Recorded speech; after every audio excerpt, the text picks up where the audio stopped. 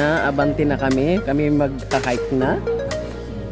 Sisilipin na namin ng ano, mga dapat silipin sa mga kasulok-sulukan. Oh, ayan na. Tignan nyo na ang kapaligiran. Oh, parang sa Baguio lang. We are coming Baguio soon. So, magkakaroon ng briefing muna. Ang Mount Kulis po ay may 7 destinations. Pero asahan na po natin ngayon, nakita naman ninyo yung bulyon ng tourist, nakakaunti. Medyo pag sa pila po, kaunting pasensya lang po tayo kasi yun po yung tinatagal ng picture dito at ng pagkahay. Kung i-hike po natin ng tuloy-tuloy ito, madali lang po siyang matatapos. Pero kung may pila po, yun po yung naitatagal. Bali, habang nakapila po tayo, magpa-picture na lang po kayo sa amin kung saan nyo gustong tumayo. Kung saan nyo gustong angulo, kung saan nyo gustong bilhin. So yun po, mula dito po hanggang Mount Kulis may 7 to 10 minutes. Depende po sa pacing natin, pwedeng madagdagan, pwedeng mabawasan. Pagdating po natin ng Mount Kulis, nandun na po katabi yung bahay ni Cardo.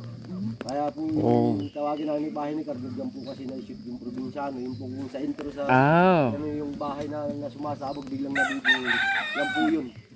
Then tapos po natin ng Mount Kulis, baba po tayo ng Spider Wave.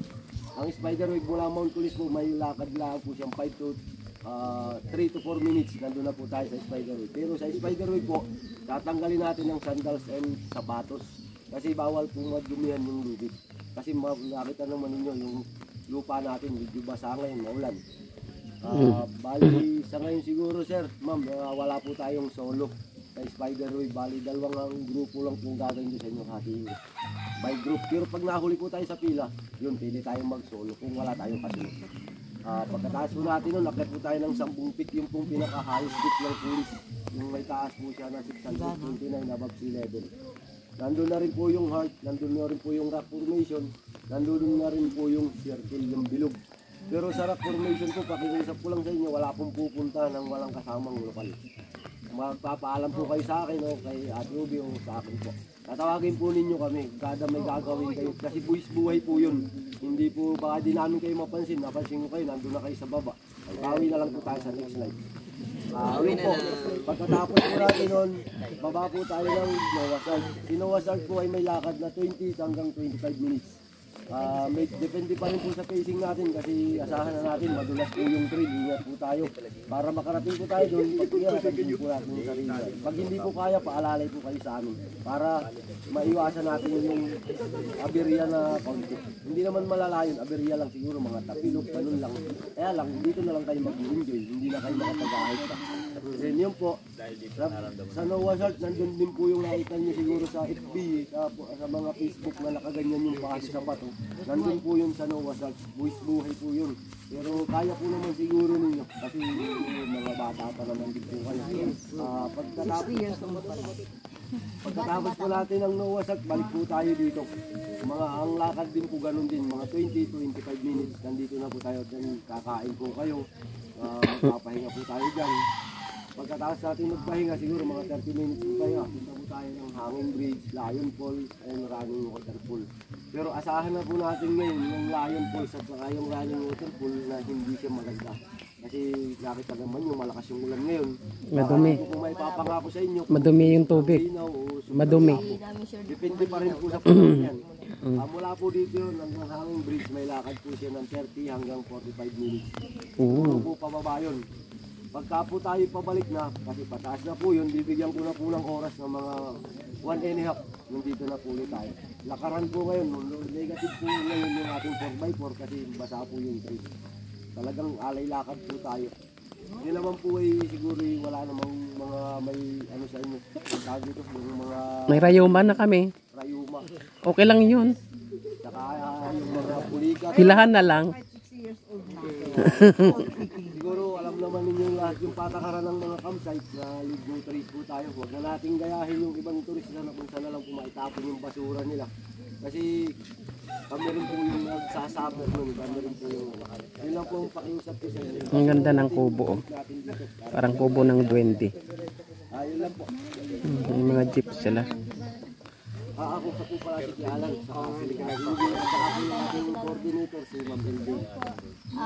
Ma'am, paalala lang po, yung pong iniwan nyo po, gamit po ma'am, bawal po tayo mag-iwan po ng mga importante po.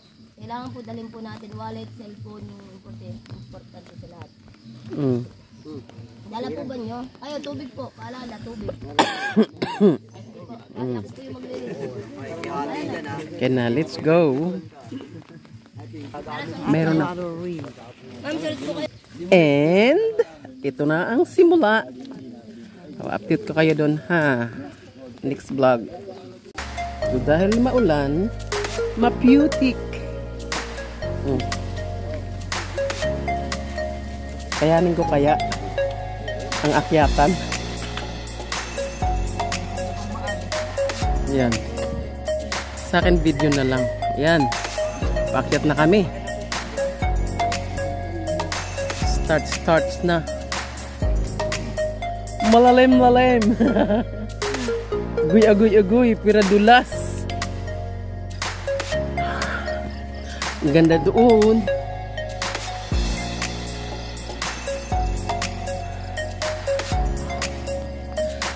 Love the nature. Kita yung ano. Oh, ang ganda. Parang may nag-aano, sisiga. Puro usok. Ganito sa Baguio City. Next vlog, Baguio.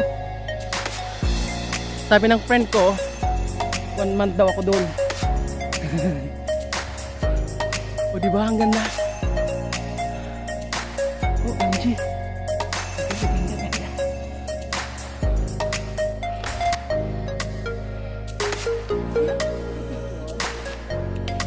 Oh, ang ganda oh.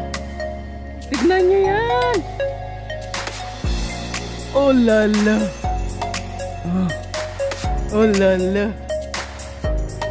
Dito lang po yan, ang lapit lang. Tanay. My God, you don't have to go to Davao. Or yung mga na yan, no? Yan pala yung mga maze na akyatin.